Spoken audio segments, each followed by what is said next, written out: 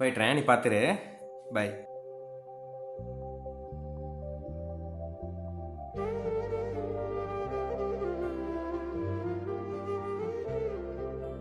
ம்.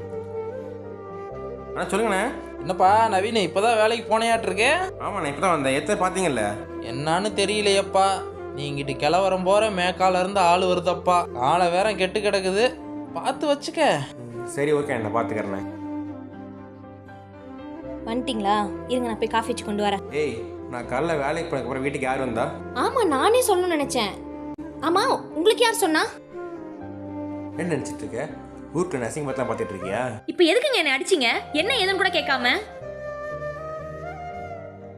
உங்க ஃப்ரெண்டு தமிழ் தான் வந்து பத்திரிக்கை வச்சுட்டு போனாரு. உங்களுக்கு ஃபோன் பண்ணாராமா, உங்க ஃபோன் நாட் ரீச்சபிள் வந்துட்டுன்னு சொன்னாரு. ஆனா அதுக்குள்ள கை நீட்டிட்டீங்கல்ல. ஒரு வருஷத்துக்கு முன்னாடி நீங்க என்ன பண்ணீங்கன்னு மறந்துட்டீங்களா? ஆபீஸ்ல இருக்கிற ஒருத்தி கூட சேர்ந்து என்னெல்லாம் கூத்து பண்ணிட்டு இருந்தீங்க. ஆனா இது எல்லாத்தையும் விட்டுட்டு கண்டிப்பா திரும்பி வருவீங்கன்னு உங்க மேல நம்பிக்கை வச்சிருந்தேன்ல. அந்த நம்பிக்கையில ஒரு 10% கூட நீங்க என் மேல வைக்கல. இல்ல எவனோ ஒருத்தர் ரோட்ல போறவங்க சொன்னாலும் தானே என் மேல இவ்வளவு சந்தேகப்படுறீங்க. என்கிட்ட ஒரு வார்த்தை கேட்கணும்னு தோணவே இல்லைல்ல. இதுதான் ஆம்பளை புத்திங்கிறது.